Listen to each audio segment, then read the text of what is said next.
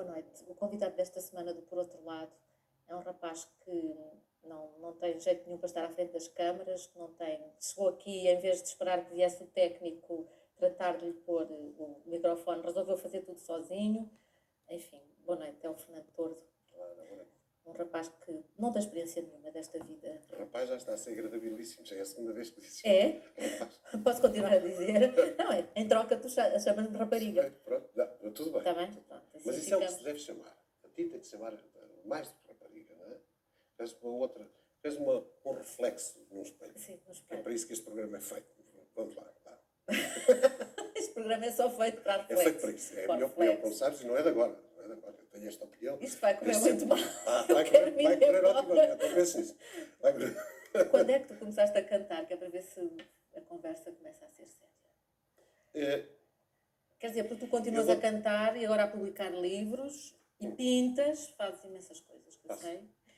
Mas de facto, para nós, tu és o Fernando Tordo da música. E é esse que eu realmente sou. Eu sou o indivíduo da música, não é?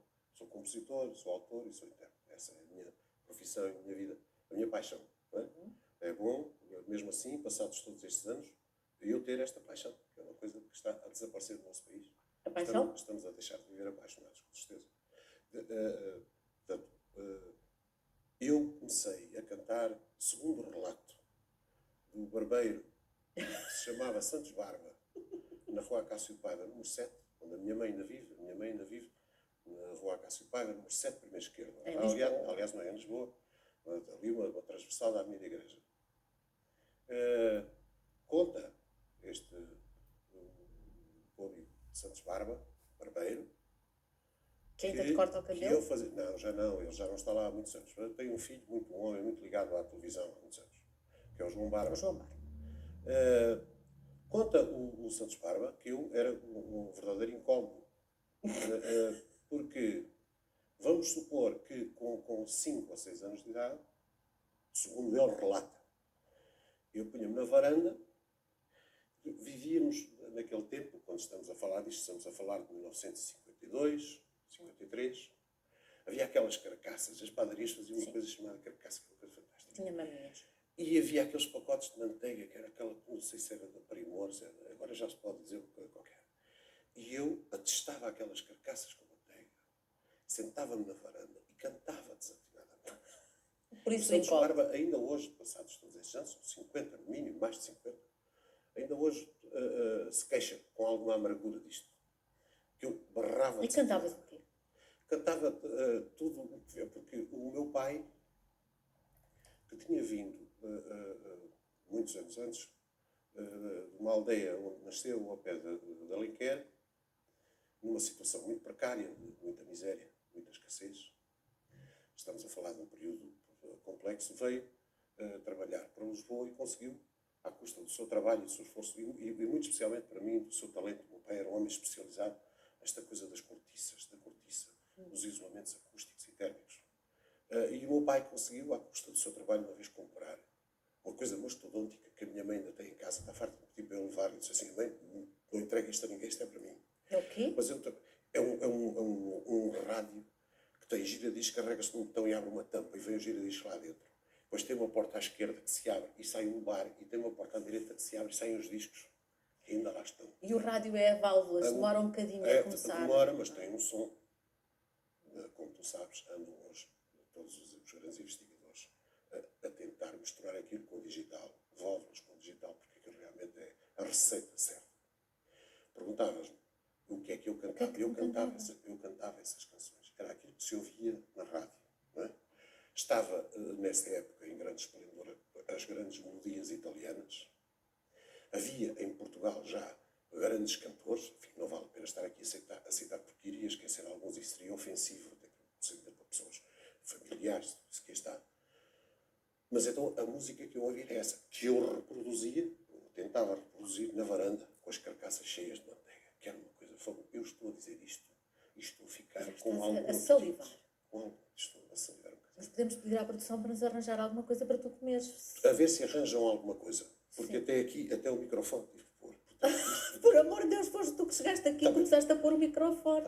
Como é das latas. Isto é para brincar, porque tu repara, apesar do esforço que eu estou a fazer de tentar atenção dos telespectadores em mim, eu sei que eles estão todos a olhar para o espelho. Não vale a pena. É irremediável. Este programa é a maior inutilidade da televisão, sendo provavelmente uma das coisas mais belas que a nossa televisão tem, mas é uma inutilidade. Bom, mas eu estou a tentar. Vou fazer o meu melhor. Está bem. Vamos nas carcaças. Vamos, não. Queres que eu peça que a produção arranje uma carcaça com Como manteiga? é que eu comecei? Se houver. Daquelas carcaças já não há. Daquela manteiga também é difícil, mas de qualquer modo, depois disto... Margarida, Pronto, sabes que temos este problema, que o rapaz está com fome. Eu coitado. agradeço. Pronto. Eu E agradeço. então vamos continuar. E então- Cantavas então Cantava canções de amor. eram as canções que existiam.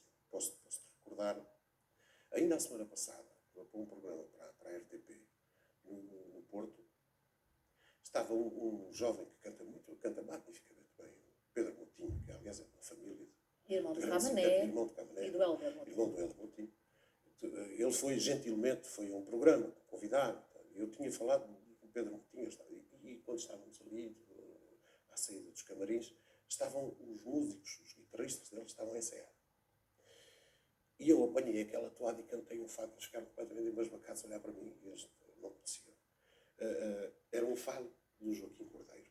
O Joaquim Cordeiro foi o chamado fadista, humorista, o mais importante de todos da história do fado em português. É um homem que só foi reconhecido muitos anos depois de ter morrido. As canções, os fados de Joaquim Cordeiro, pela sua simplicidade harmónica, foram também, juntamente, depois, com os Shadows, com o Cliff Richard, os Beatles, já muito mais tarde, eu aprendi a tocar guitarra com os Shadows. Com um dos elementos do conjunto Shadows, aprendi a tocar, não porque o conhecesse pessoalmente, porque eu ouvia exaustivamente. O meu querido amigo dos tempos do Vavá, o Jaime Queimado, que era o Função, o Marrão, que punha os discos de 33 relações a tocar e punha o dedo para aquilo ir mais devagarinho para ele tirar nota por nota aquelas harmonias. Foi assim que uma parte substancial da minha geração aprendeu a tocar e aprendeu a fazer e aprendeu a gostar de música. Não tiveram aulas? Praticamente não? nada. Não. Tínhamos uns manuais que entretanto íamos comprando com os acordes, são coisas harmónicas, mas quer dizer, o gosto pela música nasce. Em relação ao Joaquim Cordeiro, tinha esta coisa fascinante, que era a simplicidade daquelas harmonias e a graça que aquilo tinha, a graça que aqueles textos tinham. Estou com vontade de me explicar que tipo de fados, porque eu não sei de todo. Foi um caso bem falado quando o Chico Sapateiro. Mas porquê é que não cantas? Após um treino, não posso cantar. Não podes? Eu não vim Ficas aqui inibido? já agora. Não adianta toda a gente olhar para o espelho que faz que eu canto como não, eu estou só a tentar disfarçar. Se começares a cantar, vou olhar para ti. Foi um caso bem falado quando o Chico Sapateiro, eu digo só assim umas coisinhas, porque eram textos geniais. Isto significa, em quatro quadras, tu fazes um filme. Isto é muito difícil de fazer. Para quem ainda hoje insiste e persiste na escrita para canção, sabe-se quanto é difícil. Num tempo poético, num tempo de texto, num tempo de contar uma história. Foi um caso bem falado quando o Chico Sapateiro, após um treino aturado, pôs os chanados de lado e se estreou como toureiro. Tomando ares de diestro, já sonhando com o lés, lá foi satisfeito e lesto dar o corpo ao manifesto numa corrida em Algés. Saiu-lhe um touro matreiro que, sem estar com mais aquelas, depois de o medir primeiro, foi-se ao Chico Sapateiro e então é que foram elas. Não mais o deixou parar, ora em pé, ora no chão.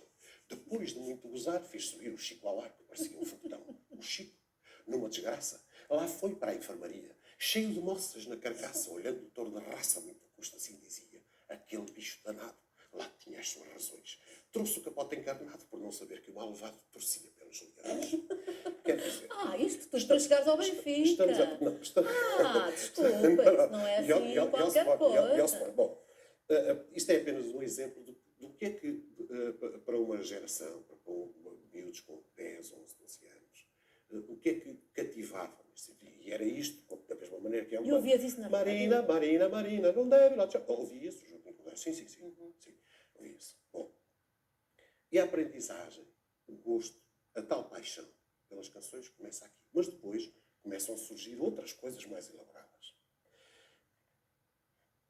Quando eu, por exemplo, faço uma referência, o cantor, que naquela altura eu era um catraia, era um miúdo, o cantor que mais me fascinava muito, eu hoje até percebo porquê, pela afinação sistemática, que sempre teve, que é o Cliff Richard. Tu imaginas o Cliff Richard? O Cliff Richard, já mesmo para queridos companheiros que ainda hoje estão nesta profissão, eu provavelmente era aquilo que mais gostava do Cliff Richard. Porquê?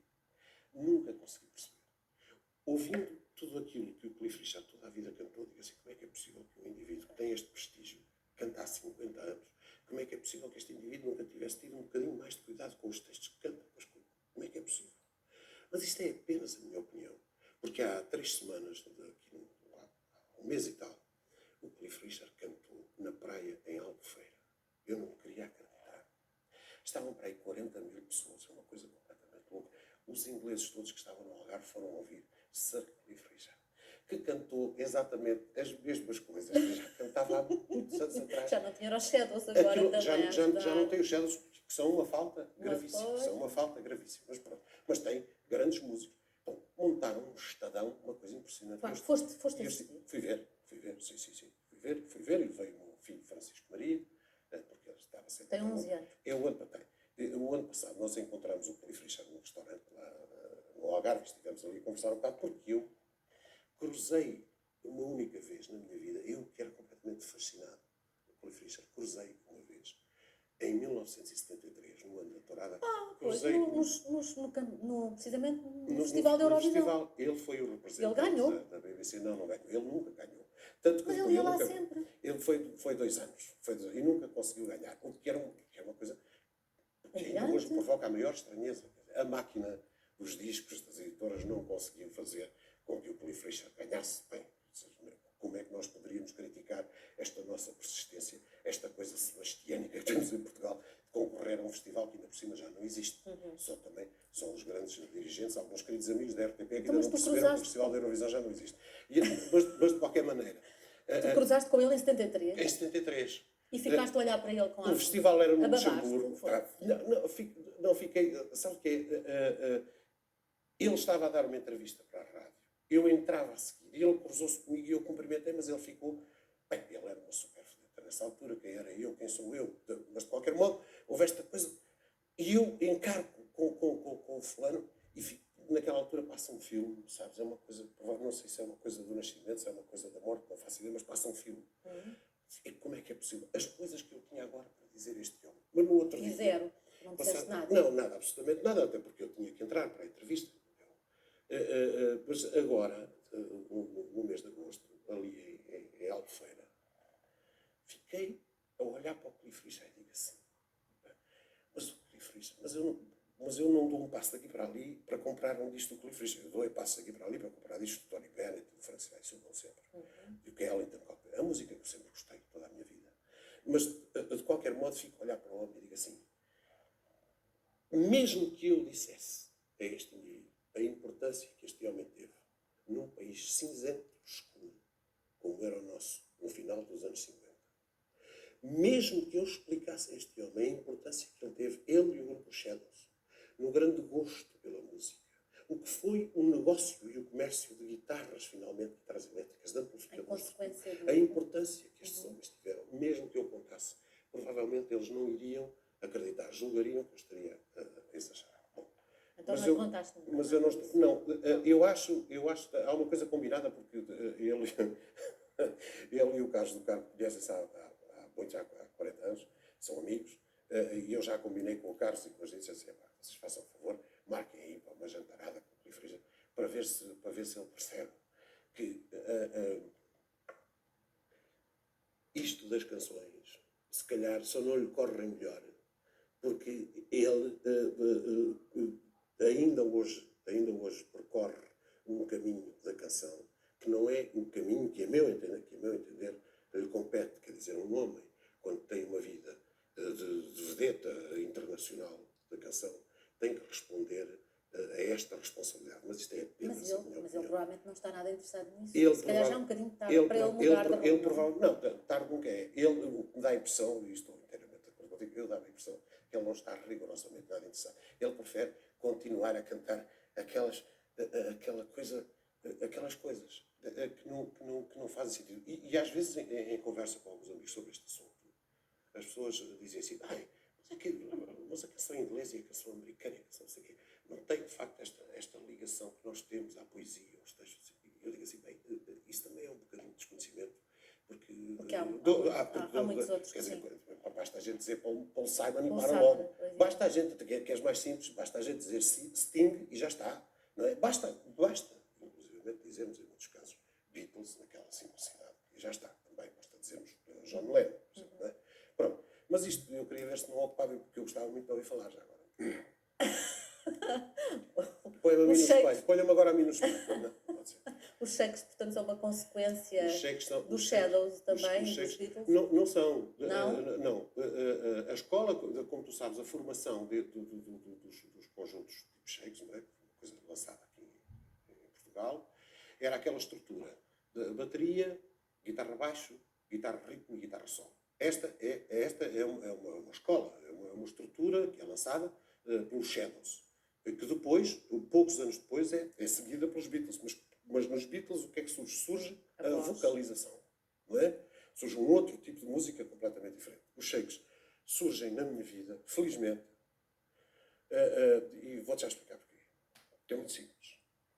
Um dos maiores fãs dos Shakes que eu conheço sou eu próprio. Eu, Fernando Travassos. E, curiosamente, este meu gosto corresponde até ao exato dia em que eu entrei para os Shakes. Eu entrei para os Shakes no final do ano de 66, pessoal.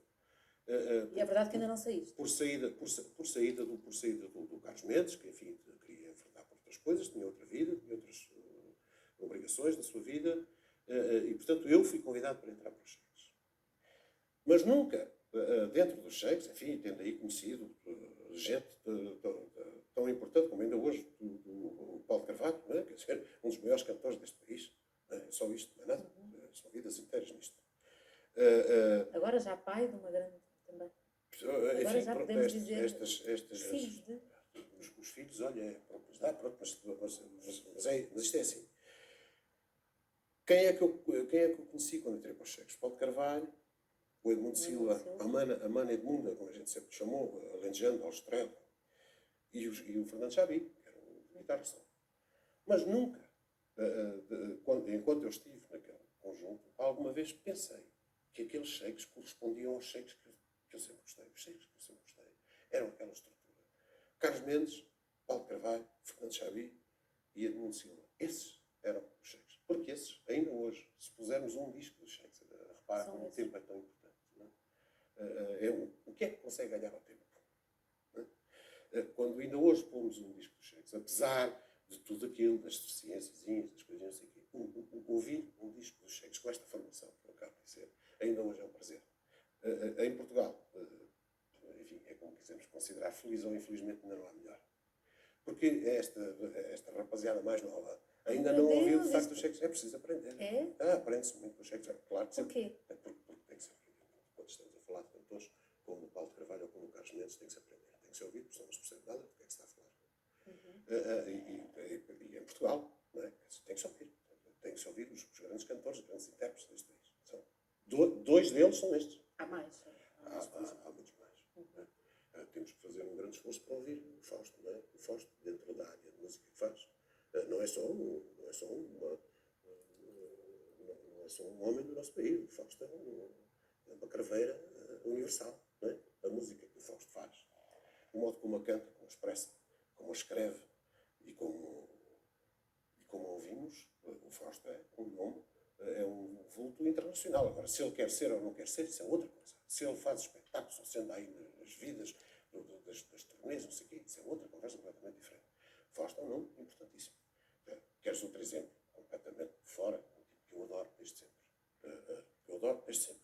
Jorge Paulo. Jorge Paulo é um figurão. É um figurão da canção. Em qualquer parte, tanto faz, seja aqui, como em Espanha, como em França. Agora, estas pessoas têm que ser ouvidas. No nosso país, quando ligar, eu aqui estou a falar como espectador. É evidente que eu faço parte disso, mas não é suposto que eu diga aqui que importância é que eu considero que tenho nisto. E o que é que andas a fazer? Eu ando a fazer a minha própria, ando a responder à importância que eu sei que tenho, mas não seria minimamente delicado para contigo, para com os espectadores, para comigo, eu falar de mim. Mas estou à vontade para falar daquilo que me rodeia. Estou à vontade para dizer que vivemos num país de grandes cantores, de grandes compositores, de grandes intérpretes, de grandes orquestradores, quando em casa, no carro, em qualquer sítio, ligamos as rádios e as televisões, não vemos. Isto eu estou autorizado a dizer, por direito próprio. O que é possível fazer em relação a isso? É possível fazer alguma coisa que não tem nada a ver com a decisão destas pessoas que não são. Estas pessoas limitam-se a fazer, e muito bem, Continuar a fazer cumprir a sua profissão. Tem que fazer, isso tem que fazer. Não, parar é mau. Parar é dar razão aos outros que não. Tu não nunca fazem. paraste desde essa fase em que massacravas o barbeiro, o senhor Barba, Nunca parei. com a tua voz, Eu dediquei-me a comer pão com manteiga, que de resto faço notar que não fizeram chegar aqui um pão com manteiga para tu comeres. E, portanto, não sei se tu te vais começar a sentir mal. A culpa é daquela menina que está ali sentada placidamente. Mas eu já tinha dito no princípio do programa que há aqui um fascínio, há aqui um segredo, um mistério muito bem organizado e muito bem realizado neste programa, que entorpece. Portanto, é provável que o pão com manteiga não chegue. Não chega, não vai chegar.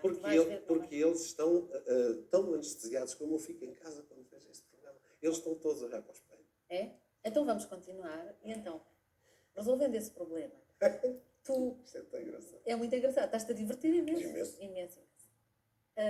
Continuaste sempre a cantar. Não paraste. Nunca paraste. No entanto... Fazer música. Pois, não é só cantar. Não, fazer não, música. não. Eu tenho que dizer que uma das músicas mais bonitas que eu conheço foi feita por ti, que é o Cavalo à Solta. Não sei se isto toda a gente diz a mesma coisa. Se calhar toda a gente diz o mesmo. Não? É fácil.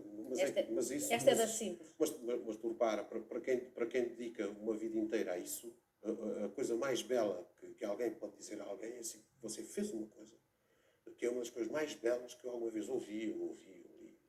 Portanto, tu me estás a dizer, já muita gente disse. Em relação precisamente a esta música. Mas cada vez que me dizem é uma coisa nova. É? Muito importante. Por ter sido feita naquela altura, daquela maneira, por ter sido feita com quem foi? Não, já fizemos outras. Eu e o José Carlos Santos fizemos tantas. O Cavalo à Solta é uma história também muito interessante do processo como foi feito. Eu caminhava na Avenida de Roma, descia do Vavá para a Avenida da Igreja, recordo perfeitamente. O João Maria Tudela vivia ali ao lado da pastelaria, que lá está ainda, que é a Sul América, e eu vinha a descer a avenida e passou-me esta melodia. Eu era um miúdo, tinha 20 anos, 19, 20. E passei, quando cheguei quase ao acostamento, que é hoje a estátua de Santo António, voltei para cima, porque tinha urgência de gravar. Foste gravar como? E voltei para trás, toquei à porta do João Maria Tudela. Ele tinha um gravador, era uma máquina muito engraçada, era considerado naquela altura o melhor gravador, creio que é uma Nagra, era uma máquina suíça. E toquei-lhe à porta e disse: liga o gravador depressa. E ele ligou-me o gravador, querido amigo, como até ainda há bocado falei com ele. E ele ligou e eu cantei.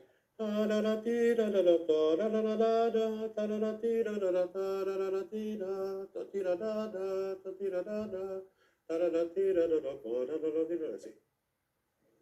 E depois completei a canção. Já era fácil, porque a estrutura já estava feita. Depois falei com o José Carlos Dário Santos, que eu tinha conhecido muito pouco tempo antes. O José Carlos Dário Santos ainda vivia na Rua do Alecrim, numa das casas mais bonitas de Lisboa. Era um quinto andar, era uma coisa a pé. Eu hoje não sei se conseguiria. Consegui, mas mal. Claro, conseguir. Mal. Mas, de qualquer modo, fui aí, em casa do José Carlos, e disse: não, levei guitarra. Depois, para mim era evidente, quer dizer, eu estava a cantar, isto foi feito assim, a andar na rua. Eu sabia a que é que isto correspondia em termos harmónicos na guitarra. Enfim, pronto. Levei a guitarra e disse: tenho aqui esta melodia. Uma primeira experiência. Estamos a falar do final, mais ou menos do final do ano 70. E cantei, e ele esteve ali de roda, horas. E outra vez. Sempre isto.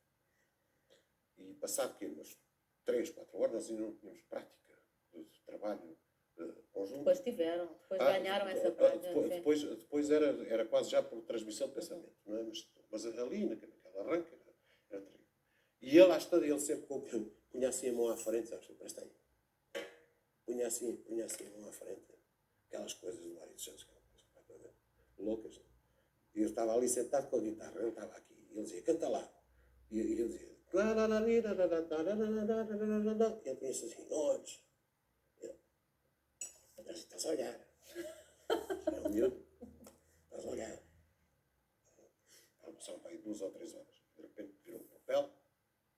E tinhas o cavalo à solta aí? Quase tudo. Quase tudo. Minha laranja amarga e doce, meu poema, feito de bombos de saudade, minha pena pesada e leve, secreta e pura, minha passagem para o breve instante. Espera aí.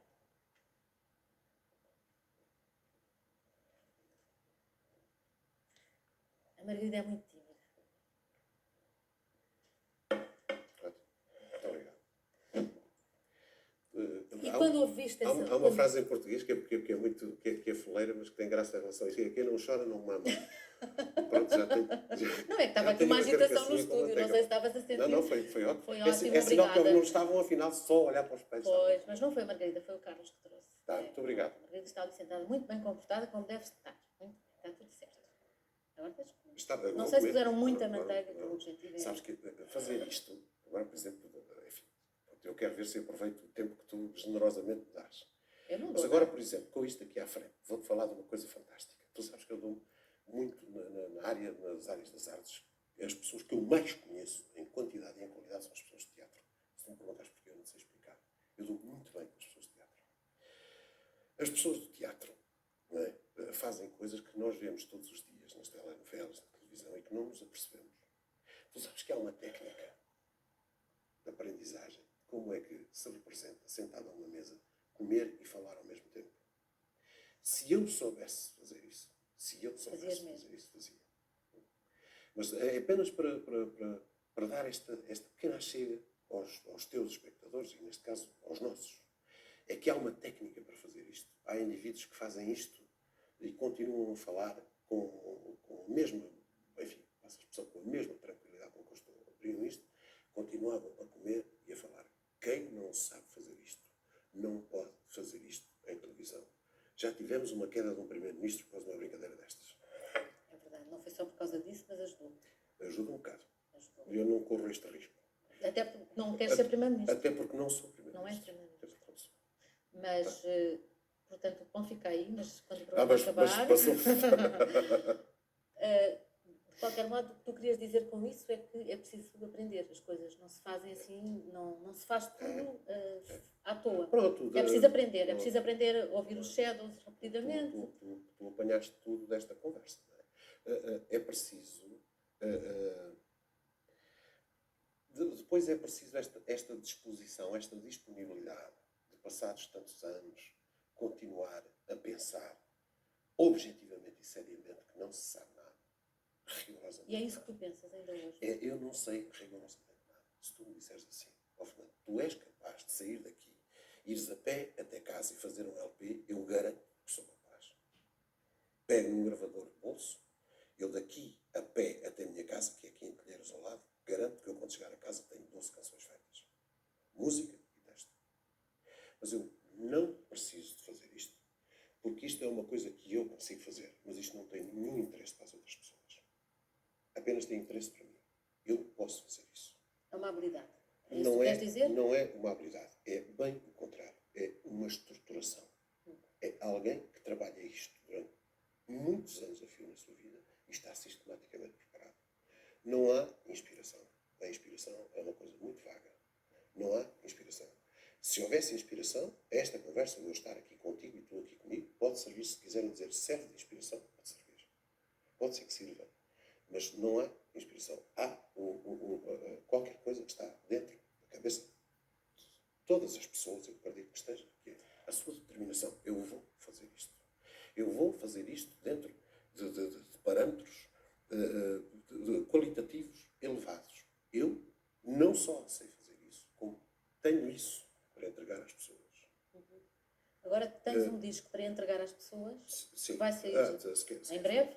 Eu estou a dar um salto muito grande para... Fazes muito bem. Há um amigo meu, que é o Luís Filipe Sarmento, que há muitos anos me falava que eu tinha que Isto está complicado, este fio aqui. um dia... Estás a ver? Eu estou com a manteiga e é o fio aqui que tem sempre a aparecer. Pronto. Não te preocupes, desde que não risco o espelho. Vá, continua. Teu amigo Luís Filipe Sarmento. Há muitos anos que insistia comigo, dizia, tu devias de musicar poetas prémios Nobel. Poetas prémios Nobel. E eu dizia, quer dizer, lá está, aí sim a habilidade. O que é que a mim me custa? Eu fui educado para isso. Falo fluentemente francês, inglês, castelhano, italiano, não tem problema. Quer dizer, qual é que é a dificuldade de fazer isso? Eu não tenho essa dificuldade. Mas é para quê? É para fazer uma... Olha aqui está o macaco, não sei o que, vai fazer uma pirueta. É fantástico, faz uma pirueta. Eu não encontrava nenhuma justificação para fazer isto. Com o Prémio Nobel atribuído ao José Saramago, tudo se virou ao contrário. A partir daí, eu que nem sequer, quer dizer, nem me lembrava disso. De repente encontro, para mim, a superior justificação para isso. E pedi a este mesmo querido amigo, disse assim, agora estás tramado, vais-te ligar aí à internet, não sei aonde, começas aí, tens que andar com o papel cá para fora, que agora vou começar a ler isso. E comecei. E também foi um processo muito fascinante, muito apaixonante e muito rápido. Porque veio de St. John de Perse, 3, 4 voltas, não sei o quê, encontrei o poema certo. De Zimborska, da Polónia, já está. A Zimborska é em inglês que vais cantar. O poema da Zimborska é em inglês, embora é evidente que Não ias cantar, chego lá, como cheguei ao sueco, o Harry Martinson, uma versão francesa absolutamente espetacular. Todas as versões, e são poucas, mas aqueles que têm versões são absolutamente fabulosos. Do Eugênio Montali, de Itália, depois o Vicente Alejandro, e evidentemente o Pablo Neruda, o Otávio Paz, enfim, pronto, são 12, com o Saramago incluído. E o Saramago, como escolheste o poema? Por um livro que eu tinha já há muitos anos, deste livro de Saramago, que é, enfim, o único livro de poesia dele, que se chama Poemas Possíveis. É um livro deslumbrante de poesia. Há uma edição de 66, mas há uma outra de 82 que eu tinha, em que já havia, pronto, as coisas estavam apresentadas de uma outra forma, já havia um poema, de repente dou com um poema pequenino, que me resumia, chama-se O Circo, que me resumia tudo isto, não é? Quer dizer, afinal, o que é o poeta? O poeta é um tipo do circo. O poeta não é gente, é bicho coisa. Que é uma coisa muito do Saramago. Portanto, isto no fundo, eu digo assim, não era só teres um português, mas teres a chave da questão. Mas o haver o português para mim era fundamental. Eu ainda não ouvi, com muita graça, estou inteiramente de acordo. O excesso de patriotismo é um bocado o encobrimento do canalha. O excesso de patriotismo. Não foi isso, foi esta coisa dela. Eu mal conhecia o José Saramago. Devo até dizer que não era a pessoa com quem eu simpatizava mais na minha vida. Mas chorei tanto naquela manhã em que recebi a notícia, chorei tanto, que fiquei assim a pensar, a gente afinal se calhar gosta-se muito mais do que aquilo que pensa, não é? Em relação a Portugal. Porque eu acho que foi um passo gigante na cultura do nosso país. Tu sabes que eu às vezes gosto daquelas frases que não querem dizer nada. Eu no outro dia descobri uma que é assim, a cultura é a refinaria da educação. E eu acho que o José Saramago abriu uma data de torneiras da refinaria que estavam completamente fechadas. É porque eu depois disto já tive a oportunidade de estar em alguns sítios do mundo ao lado do José Saramago. Tu não podes imaginar o que é. E o que é? Já agora aproveitamos para tu nos explicares o que é. É uma sensação extraordinária. O quê? Tu não podes imaginar as dezenas e dezenas de fotografias que eu já tirei ao José Saramago, porque eu sou aquele gajo alto e gordo que vai ao lado do José Saramago. e vêm chineses, espanhóis, italianos, franceses. Se o senhor não se importa, se faz favor, tira aqui uma fotografia. E eu vou tirar uma Tu fotografia. passas a vida a fotografar o Saramago com... E a primeira vez que aconteceu foi até em Lanzarote. Porque eu depois de ter este trabalho, pronto, este Torre de Cantarola, fiz questão de ir conhecer, de eu ir conhecer o Saramago. Eu queria que ele ouvisse e eu queria conhecer o Saramago. Eu mal conhecia. Bem, então a Pilar não conhecia de tudo. E o Saramago recebeu-me como se a gente se conhecesse, ou como se fôssemos íntimos há muitos anos. É uma característica dele, não é? Talvez ele conhecesse O Saramago, o Fernando Torres. o José Saramago Não. é uma inteligência com 82 anos, não é? Quer dizer, não é um homem com 82 anos, é uma inteligência, não é? Com 82 anos, uma prática de vida, uma coisa. É ele. Mas eu fui ali um bocado com as calças na mão, a gente pode falar assim, não é? Eu não sabia, tinha-lhe dito assim, ó Zé, vou aí, fico aí numa pensão, num hotel. Eu só gostava muito de mostrar isto que fiz. Ele recebeu-me em casa dele, como se eu fosse um amigo íntimo. E depois levou-me a passear no dia a seguir. É uma coisa que há em Lanzarote, entre outras coisas absolutamente fantásticas, que há numa ilha que aparentemente não tem nada. Há uma coisa de cultural fabulosa que chama o Centro César Manrique. E ele levou-me a visitar isto, para tu não podes imaginar. O quê? Quer dizer, o Eduardo Gageiro, comparado comigo, nunca tirou fotografias. Tu sempre a tirar O fotografias. meu querido já falecido José Alcino nunca Saramago. tirou José fotografias. Saramago E eu José andava Saramago ali, com. eu era o tipo alto e gordo, estava ali ao lado. Oh, faz favor, e eu tirava fotografia, não sei, mas depois em Itália já estivemos. E já nunca estivemos viste em essas vários sítios. fotografias, Madrid. porque depois as pessoas levam para casa, não é? As Levam pessoas, na sua bueno, máquina. é curioso isso. É, tu Estás nunca a as ver? vês. É que depois ficas com ela assim, mas eu nunca mais vou ver a fotografia que tirei. Então aparecem estas pessoas aparecem da maior parte dos sítios mais variados do mundo. É uma coisa estranhíssima. Porque olham para o indivíduo, veem o indivíduo assim, aquele é o Saramago. E depois falam das coisas mais abstrusas. O senhor não se lembra? Há 6 meses e meio, esteve numa escola com os nossos filhos no México. O senhor não se lembra? Tu ficas completamente arregalado a olhar para aquilo. O que está Qualquer parte do o que é que mundo. está aqui a acontecer? O que é que está aqui a acontecer? E isto E ele gostou é... do disco. o José Saramago... pronto, essa pergunta. Pronto. O José Saramago gosta tanto deste disco, me disse assim, Fernando, quando for a altura do lançamento deste disco, eu quero fazer a apresentação deste espetáculo. Quero fazer a apresentação, uma introdução a isto. E é evidente. Como é que tu ficaste? Ficaste assim, Fiquei ai. muito feliz, mas vou-te dizer outra coisa, o Zé, ele depois acabar por saber desta entrevista.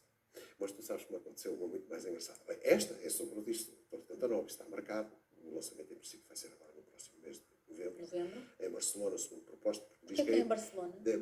Porque a editora que eu encontrei realmente muito interessada nisto é uma editora da Sociedade de Espanha, infelizmente não em Portugal, porque em Portugal há sempre umas justificações para tudo, não vale a pena estar aqui a comentar, mas de facto em Portugal encontrei muita admiração, muito apreço pelo disco, mas encontrei uma capacidade quase absoluta de poderem pegar neste projeto. Não tem nada de especial, são apenas 12 canções, em que eu musiquei 12 prémios Nobel da literatura e cantei nas línguas originais, não tem mais nada de especial. Algumas das línguas originais. Eu não quero, sim. Outras Sim. não. Mas tens músicos de Barcelona. São músicos de Barcelona. É o meu Porquê querido que amigo. foi o músicos de Barcelona? Porque eu já há uns anos que trabalho com este diretor musical, que é o José Tomás de Flores, que eu encontrei ainda em 1997, através de uma gravação do João Manuel Serrat. O Serrat é um indivíduo que em toda a sua carreira teve sempre uma preocupação que é paralela à minha. Eu mal conheço o João Manuel Serrat. Tivemos breves conversas. Tem uma coisa que é uma preocupação que é paralela à minha. Sempre só trabalha com grandes orquestradores. E é isto que o Serrat tem feito toda a sua carreira. E eu, à minha maneira, tenho feito a minha. Mas isso é uma coisa que eu, por acaso, acho difícil que as pessoas saibam, não? Bem, eu não posso dizer mais. Eu gravei 3 LPs em toda a minha vida. 2 deles receberam os prémios todos que havia para receber em Portugal. São o Anticiclone e Ilha do Canto. São com orquestrações do homem que foi orquestrador praticamente toda a carreira do Jacques Brel, que é o meu querido François Robert. Morreu há uns meses. Pronto. Isto está nos discos, está divulgado, enfim, é conhecido. Em relação ao Kid Flux, eu conheci porque eu ouvi um disco do Serrat E fez-me alguma confusão que havia ali qualquer coisa que eu estava a ouvir que não era bem o esquema clássico de grande qualidade dos orquestradores habituais do Serrat. Era outra coisa. E era o quê? E fui ver, era o Kid Flux. E então é um CD que se chama Nadia és Perfecta, que é um disco lindíssimo do Serrat. E fui ver a orquestração, Josep mais Kid Flux, estúdio não sei quê em Barcelona, e telefonei. O mundo da música tem esta coisa fascinante, é que a gente telefona e eles estão lá, as pessoas estão lá.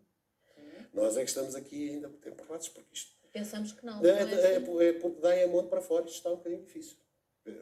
Percebes? Esta coisa da gente pôr para fora é um bocadinho difícil. Porque se vai criando, estas resistências, estes atavismos nossos. Explica lá isso. De Diamond para dentro, é que tu queres dizer. É que as coisas estão difíceis. Não percebi. A partir da Ayamonte está difícil da gente de andar, embora esteja o caminho aberto, as fronteiras estão abertas, mas para nós ainda está um bocadinho difícil da Ayamonte. Não é por acaso que tu tens, com frequência, ao longo de muitos anos, grandes homens, desde a indústria até homens de política, que sistematicamente eliminam do seu mapa a Espanha e quase que indiciam que a Europa começa em França.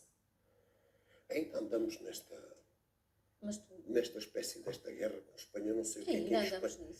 Eu não sei o que é que em Espanha faz tanta confusão a alguns portugueses. Há alguma coisa a de ser. Eu espero que não seja o facto de estarem muito para a frente de nós. Espero que não seja isso. Espero que seja outra coisa qualquer. Porque se é um avanço e um progresso, então tem toda a justificação. Bem, mas tu telefonaste para o Kid Flux e lá fui. E ele disse, venha cá. Então venha cá. E tu foste lá? Ele disse uma coisa normalíssima. Ficou muito surpreendido, como é normal. Tu sabes que o mundo das artes, quer dizer, isto no fundo, depois é muito mais simples. O que ficou no espírito dele, isto foi a surpresa. Há um tipo em Portugal que foi ver num disco quem é que é o orquestrador. Que isto é a linguagem do músico. Só os músicos é que percebem isto. A gente temos que para ler a letra. O músico, como eu, que vai à procura quem é que gravou, quem é que fez. Isto é matemático, não falha. É pum, a malta vai logo. Portanto, o Kid Flux, como já o François Roberto, já estão todos. Mas quando falamos desta vez, que eu tenho que fazer este comentário, é que temos em Portugal, embora não estejam sistematicamente ao serviço, porque esta linguagem, as linguagens dos orquestradores, das orquestras, das gravações com muitos músicos, vai desaparecer. Nós temos em Portugal grandes orquestradores e eu trabalhei com todos eles. Vou dar um exemplo. Do José Calvário. Então, extraordinário orquestrador em qualquer parte do mundo. O Pedro Osório, extraordinário orquestrador. E por que vão desaparecer? Porque dizes isso? Porque deixaram de existir compositores, intérpretes, cantores que justifiquem esse tipo de atividade. Mas, mais do que eu, para dizer, é fácil. Agora dei dois nomes. Que são dois nomes de duas pessoas que têm, com certeza, inevitavelmente, histórias magníficas para contar sobre o que é o processo da decadência da música em Portugal. A decadência profunda. Não sei, estás a falar de uma coisa quase apocalíptica e eu gostava de perceber isso. Mas não, Ana, não é uma coisa apocalíptica. É apenas uma coisa gravíssima. É que estamos num país onde a música está a desaparecer. É só isto. Não tem nada de apocalíptico. Quer dizer, mas não gostas de nada do que se passa hoje? Ainda há pouco te disse que adoro. Mas todos os nomes que disseste eram pessoas já de uma geração, da tua geração, da nossa geração. São os melhores. E não há nas novas gerações, tirando o Pedro Moutinho, foi o único nome de que falaste. Tu queres que eu fale mais, de mais pessoas? Eu quero, com certeza. Quero não ter a sensação de que tu estás a dizer que só os mais velhos é que eram bons. O meu tempo é que era bom. Que é uma coisa que eu francamente eu vou-te dizer. O que é que tu achas? Se eu te disser, por exemplo, que gosto muito deste género, do Rui Veloso, tu quer dizer? É mais jovem, menos jovem? É outra geração, não é? É mais jovem. Sim. Ok. Gosto muito do Luís Represas.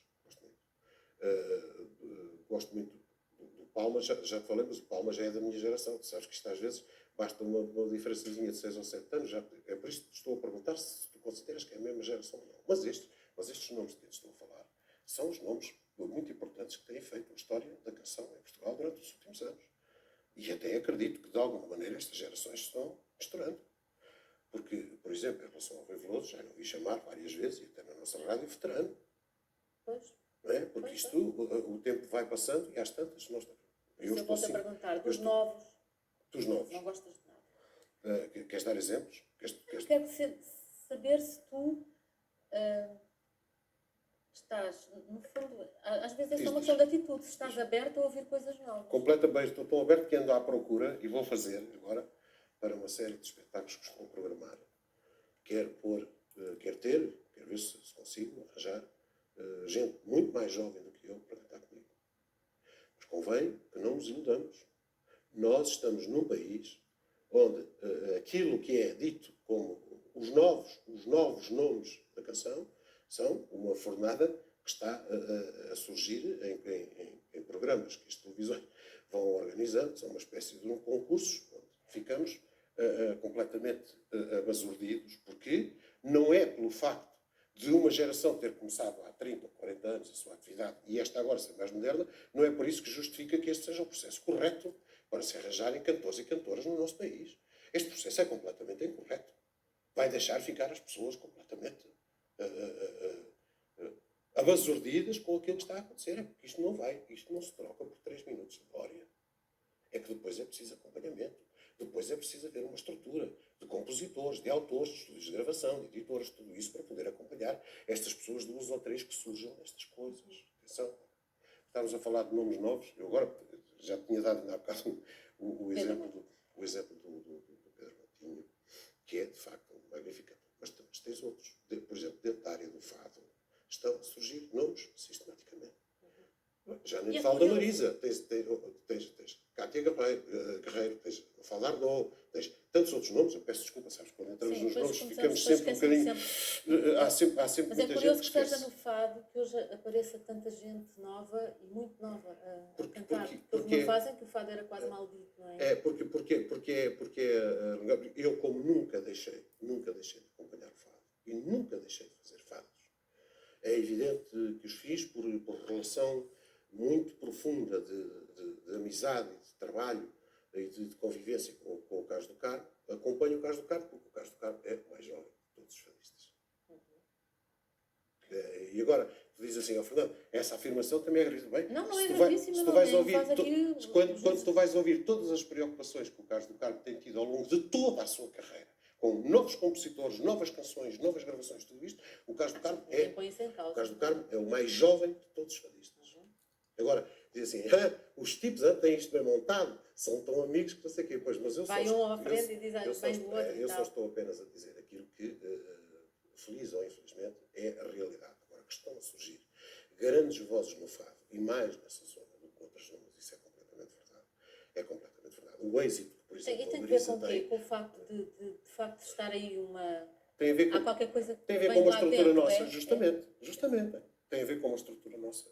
Para quem tem a voz, para quem tem a capacidade vocal interpretativa, a zona do fado, a área do fado, é uma área muito boa, e não é por acaso que até, inclusivamente a nível do estrangeiro, um nome como, por exemplo, a Marisa, está a ter o êxito que tem, porque tudo aquilo tem uma envolvência, tem um ambiente, uma atmosfera muito grande e muito boa, em meu entender, do fado. Tem de facto é muito apelativo. Não é? Portanto, claro que há outros nomes mais jovens na canção, mas como dizia o meu querido amigo Luís Vilas Boas, à porta do Vavá, há muitos anos, Sr. Fernando não se atrapalhe, que o que custa mais são os primeiros 40 anos. E isto, minha querida amiga Ana, mesmo que eu tivesse para dizer, e mesmo que eu quisesse dizer, eu não posso. Há regras nestas profissões. Estas profissões provocam muita ansiedade, muita amargura, muito desgosto, mas trazem também coisas muito boas às pessoas. Para se conseguirem é preciso trabalhar muito. E, portanto, eu não falo dos novos nomes que tu falas, eu até sei alguns, podia dizer, porque este tirocínio tem que ser feito. Isto não pode ser uma espécie de uma capoeira, onde de repente aparece uma que grita mais alto, um que cacareja mais não sei o quê, e já temos visitas feitas. Isto não é verdade nem em Portugal, nem em parte nenhuma do mundo. E não é sustentado depois, no fundo. E como depois temos, ao nível do nosso país, temos esta grande dificuldade de como é que isto se estrutura, como é que se faz de uma voz bonita, de um homem ou de uma mulher, como é que se faz disto depois uma coisa consistente, como não existe essa estrutura, tudo aquilo que estamos a fazer, e que as televisões, muito especialmente, estão a fazer, é ótimo termos uma televisão borla, enfim, por conta de muito interesse e de muito empenhamento que as pessoas têm, mas estamos, de facto, confrontados com situações. Quando nós vemos estes programas, de facto, não queremos sequer acreditar em certas coisas que vemos. Acho que é um país que está totalmente desconchavado, não é? E que tem depois sinais que se transmitem às pessoas e que as pessoas pensam: o que é que você mais gostava de ser na vida? Era cantor, que é uma coisa extraordinária. Quer dizer, uma profissão que exige tanto trabalho, que exige tanta dedicação, tanto estudo, é preciso forçar muito para ser isso. É mesmo, trabalhas todos os dias. Depois não é possível de outra maneira. Eu tenho que ouvir música todos os dias, eu tenho que me ouvir, inclusivamente eu tenho que me ouvir, eu tenho que saber. E nós vamos poder ouvir o Nobel, o Torto Canta Nobel? Ou vai ser lançado em Espanha e cá em Portugal não? Não, ele é lançado em Espanha, mas é evidente. É apresentado em Espanha, em Barcelona? Sim, como vai ser apresentado aqui em Portugal. Também, claro? Com certeza que sim, com certeza que sim.